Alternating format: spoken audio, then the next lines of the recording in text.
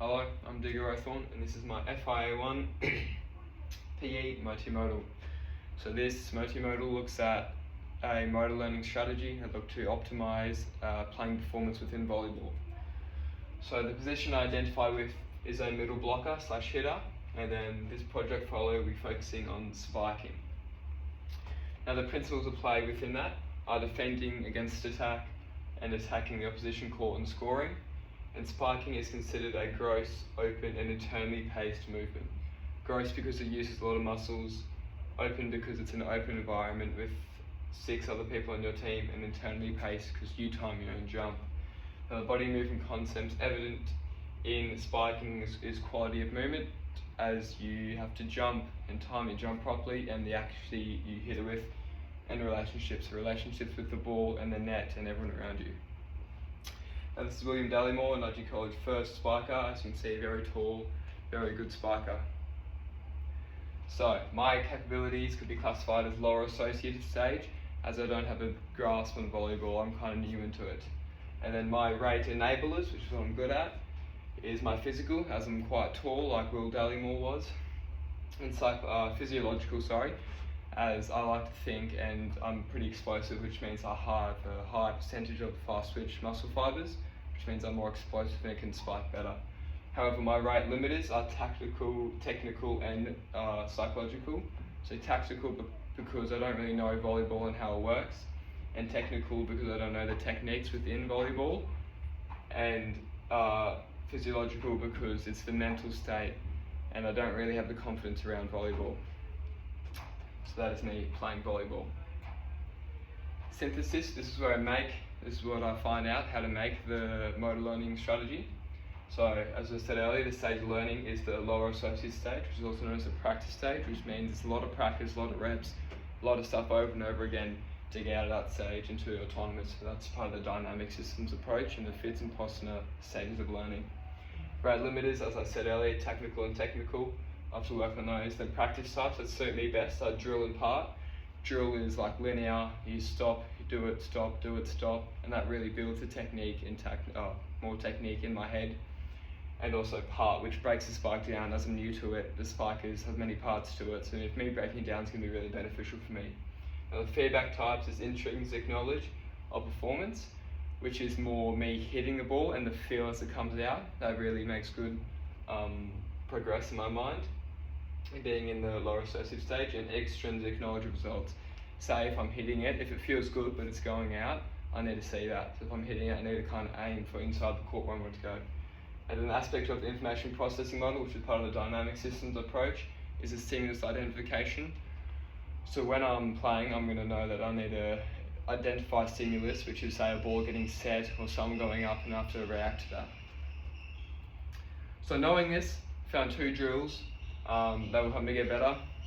So this approach catches, so it's going to time my jump better so I can meet the ball higher in my jump, which means I can spike downwards more over the net.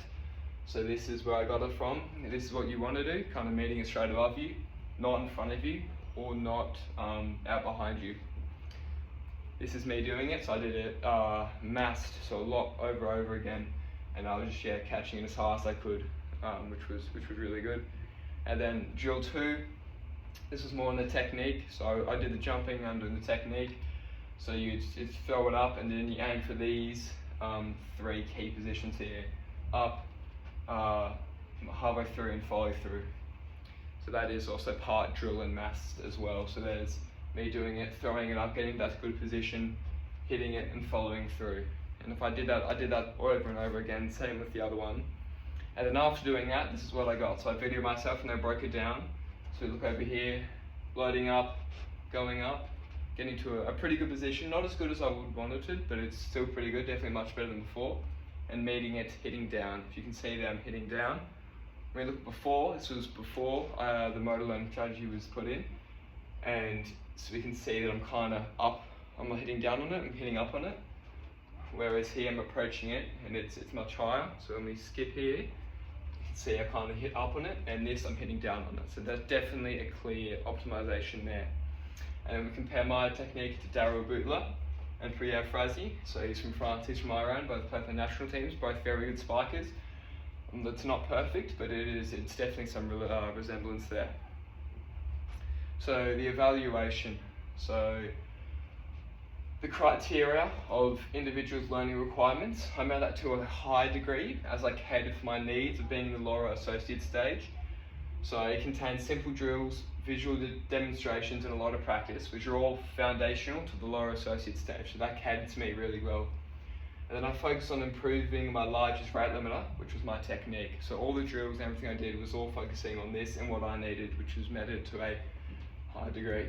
Selected types of feedback and practice, that meted to a moderate degree, as it only contained 2 types of practice, maybe 3 with math, but drill and part practice. 2 to 3 drills. I did another one off camera to work on, but it was very easy. They're all linear, contained no decision making, so it was all pretty much the same. There was minimal training to game transfer, and it was all part of the cognitive systems approach. They're all within that, didn't really branch out too much. And optimizing playing performance, met to a moderate degree, as I wasn't training to recognize in-game affordances, so no decision making, and all relationships that I really work on, like I said I would, but didn't really get to it. So yeah, only, as I said earlier, only drill and part practice types, which meant I could do the spike really well. However, mid-game, I was finding it hard to get into the right position to do it because I didn't really work on that. I was just doing linear stuff. There was no decision making, and it didn't address the body movement concept of relationships with the net. As it was always just kind of doing it by myself without a net, it didn't give me the good chance to connect to a relationship with the net, so I found myself jumping into the net too much, getting a net touch. However, it did me to a moderate degree, as I will show in the next slide. Because I was working on that and the foundations of hitting a volleyball, my general play did get better. So this was the skill analysis, so that was before and that's after. So that's like basic skills like jump setting, overhead serving, double blocking. I took that before and after. And from 8 points to 14 points, there's a big jump there. Just from a little training on spiking, it definitely transferred to other parts. Obviously serving is very similar, setting and blocking. So that little training on spiking did optimize my playing performance, however not to a high degree, to a moderate degree.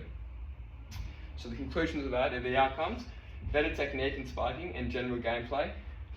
However, the limitations, I couldn't recognize affordances.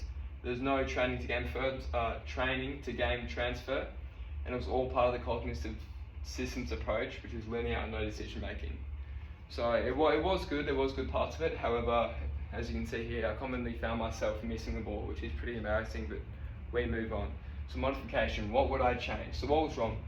More dynamic systems approach learning. I need that. There was too many cognitives.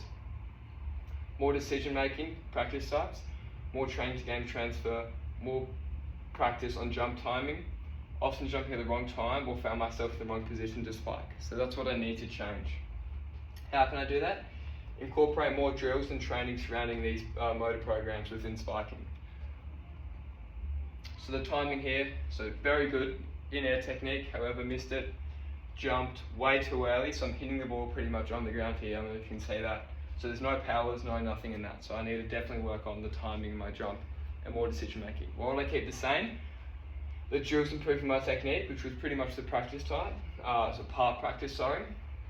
So working on that, I found that for myself, breaking it down into constituent parts, the spike was really beneficial for me, and if there was other things, other parts of volleyball, I would do that as well, as breaking it down really helped me develop it in my mind. Here's my references, and thank you so much.